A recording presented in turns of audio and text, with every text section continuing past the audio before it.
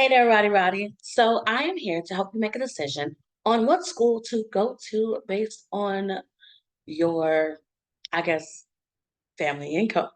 Um, so a lot of times I try to anchor my discussions towards everyone, but sadly I am not for everyone. But if you happen to like some of the information you get, utilize it. The one of the things I want to talk about is going to making a decision on what school you go to based on your financial standing. And I'm going to be the person who said I'm going to burst your bubble, but I'm just going to be honest. I don't want you going into the world after high school thinking that you have all the world in your hands. Because all the time our parents tell us you can be whatever you want to be. You go wherever you want to go. You do whatever you want to do. You can do anything. Nothing can stop you. And to an extent, that's true, to an extent, because there are restrictions. We have restrictions. I myself come from a family where our income was not at the highest bracket. So my decisions were heavily weighed by my family income, like everything else when it comes to applying for FAFSA. Um, you have to have middle to low income to get a high amount of loan approval. Other than that, if your family tax bracket is in a higher level, your mom or dad, or whoever's your guardian, you're not going to get as much. They're going to say, okay, they can pay for your education mostly. So a lot of times, the decision on where you are going to go for college needs to depend on your financial standing. It needs to be the base of what school you're going to go to. If something goes wrong and something happens, can I afford my education out? Can my family step up to the plate and pay for my education out of pocket? Because it may come to that. I'll share one of my stories. I live in Louisiana. And at the time, there was this fight on the government floor about financial aid in Louisiana, to the point to where they put financial aid on pause during my sophomore, junior year of college. And because that financial aid that was on pause, the college dropout rate at the school I attended skyrocketed. There were so many people that were receiving their education through financial aid. Um, and financial aid is not just scholarships and grants, it's borrowed money that is approved by the state.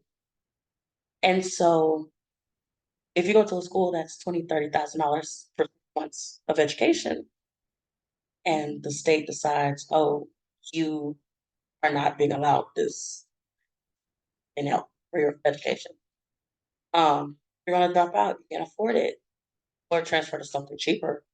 And in my case, financial aid was put on hold. Grants were put on hold, and I entered college with a 3.8 GPA.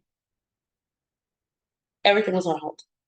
My education was not paid for by the state for that semester. And a lot of students dropped out that I knew. Now, thank goodness, a lot of them came back to college. They fixed the situation, but that made them push their graduation back some. I didn't want that. I didn't want that at all.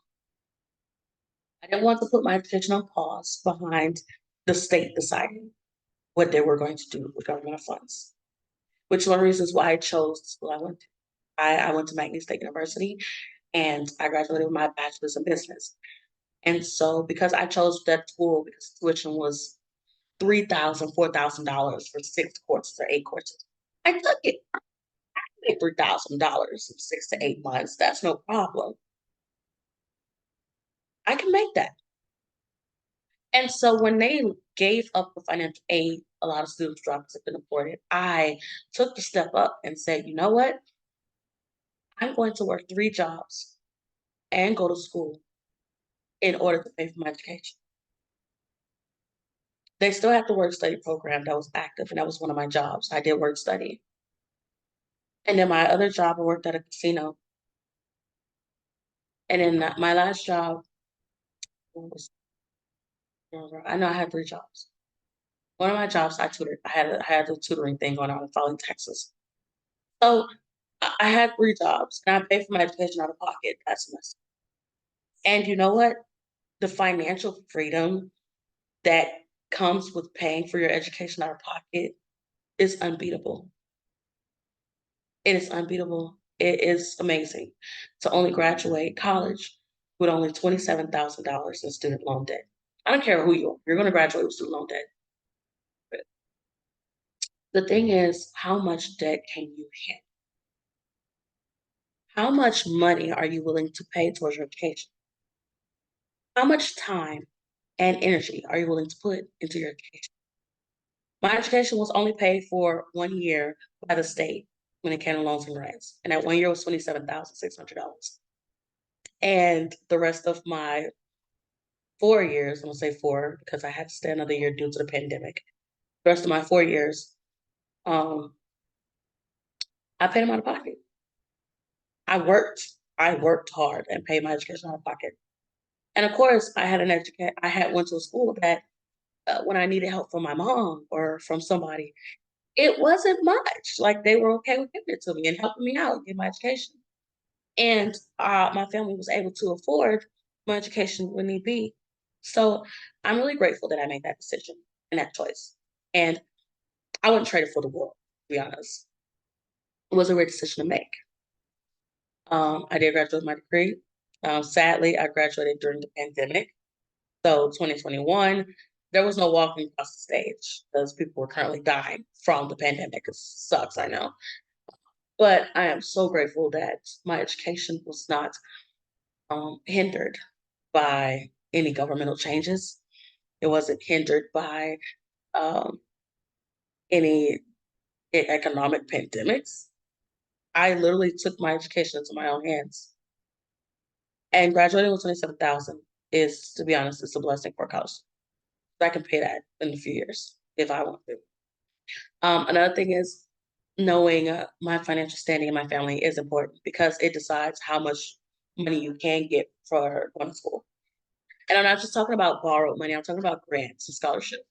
Some people do have funds in the state accounts for FAFSA, like when you apply for FAFSA and they tell you how much you can get. Some major people offer funds to low to middle class income kids through the state, and those grants are rewarded to those kids.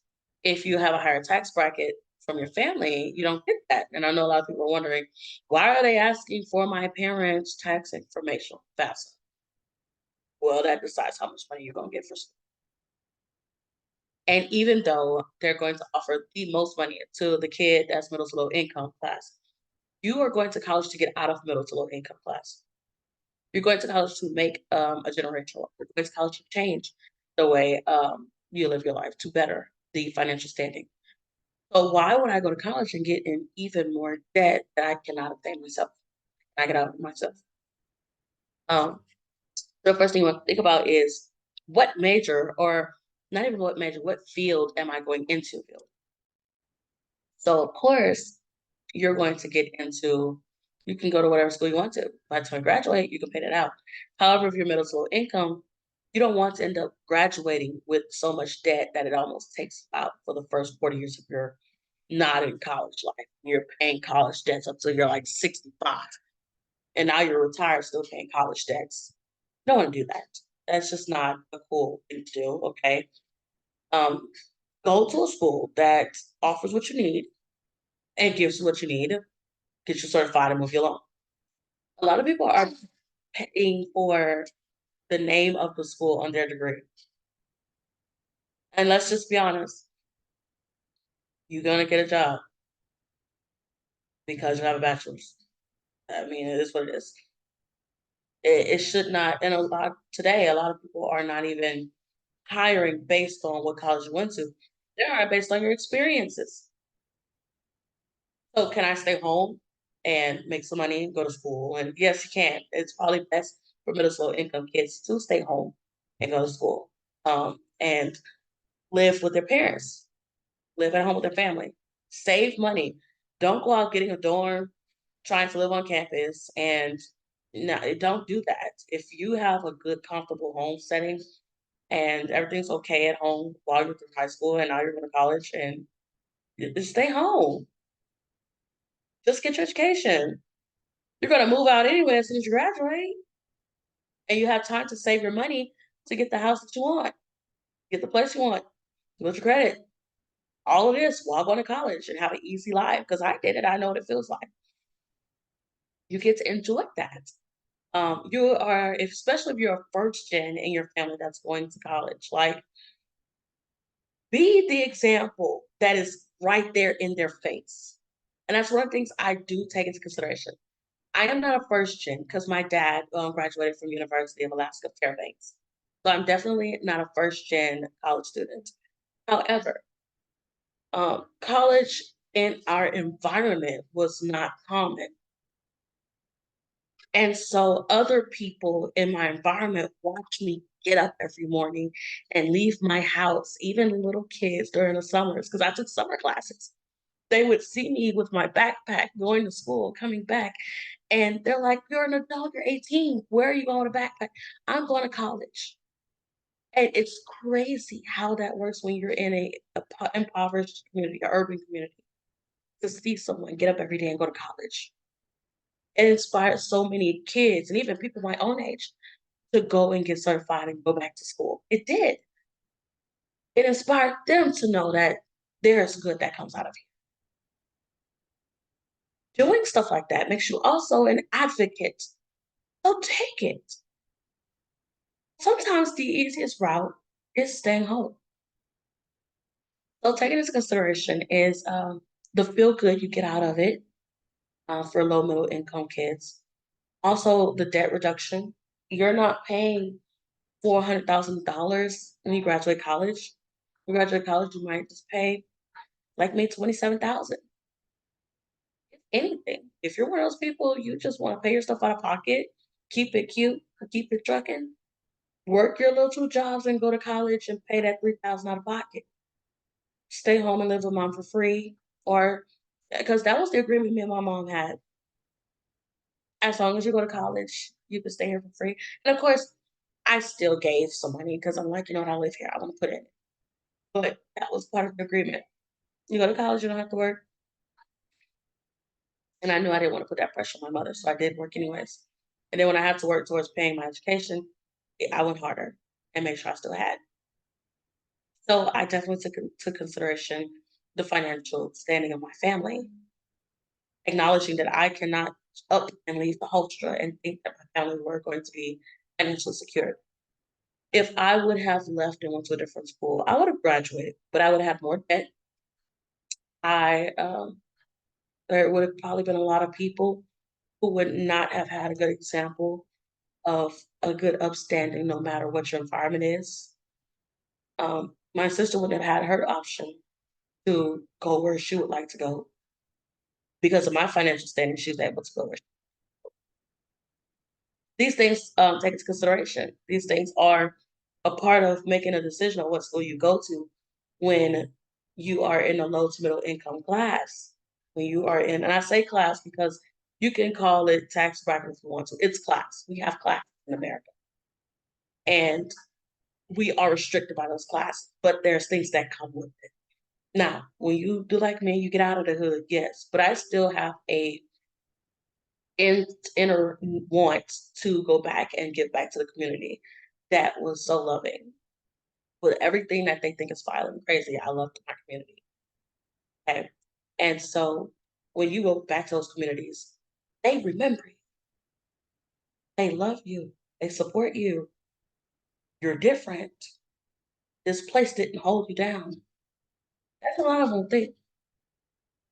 Not realizing I came out of this place. I came out of a home that was a low income based home. And I still was able to become something. These kids have watched me and these have watched me and realized you can actually create your own dream and vision and make it happen in the middle of where you're at. That's the beauty of it. I am in the same condition as you, and it's still possible for me to get up every day and go to school, go to college, go to some certified training, and grow in this condition. All hope is not lost. Anything is possible. Yes, that's why I say there's restrictions. Anything is possible to a certain extent. There's restrictions, but anything's still possible. You just have to make it yourself, and that's the difference. Um, Fight for your education, both mentally and financially. You have to, or because no one cares about it like you do. This is your future you're establishing, not theirs. Yes, their future can piggyback off yours, but this is your future. You're the main character in the story. So that was one thing I was not going to do was drop out of college because I wanted this degree so bad. I was not letting anything stop me from studying, stopping me from getting to class, stopping me. There was a point where I didn't have a car one whole semester. I hopped my happy behind. I am not too ashamed to get me a hot $5, turn them into quarters, and hop myself on the city bus. And I got on 2 hours early to get to class. And I got off 2 hours early. And I got out of class and I went home. And yes, you walked home from the bus stop. There would be times where I would have after school programs and the city bus would only allow me off the bus at the station because they were closed. Yes, I have to walk. Yes, I walked all the way those 5 miles home because my education, my reputation was important. There was times where I had worked 2, 3, babysat on the side. We had my mom will take out her retirement to help. It gets there. It goes there. Let's dig into it. Low middle class income kids, you cannot enter college on the same basis as everybody else. I'm sorry. It is not the same for all of them. Not the same for us. I live comfortably, and this is a lot. That's a lot. I lived to the point where I no longer qualified for Medicaid, which was new for me because I'm a governmental baby. I was raised off of low income housing and Medicaid and food stamps, and I was raised off that. I'm sorry, not food stamps, they call it EBT, whatever. I was raised in a No Child Left Behind era from George W. Bush. I was raised in, so we don't have, I didn't have that shtick that, a kid from a Nepo kid has. I don't, I'm sorry. I come from a family where if you got it, you probably worked hard for it. And that was your only chance getting it. It really was. And I did, and I'm proud of it. I think I take my degree more seriously. I think I take more appreciation for it because I worked harder than most people for it. No one threw money at me or threw a loan at me and said, here, take it. No, I paid my education out of pocket on my own accord, and I loved every minute of it. So, this is the first video that I'm going to have out on choosing education routes for middle to low income students. And I hope that you take this advice and you make your decision on what school you go to based off of this advice. Our next video will be coming out on more help on how to get ready for college. And I hope this gets to you safely.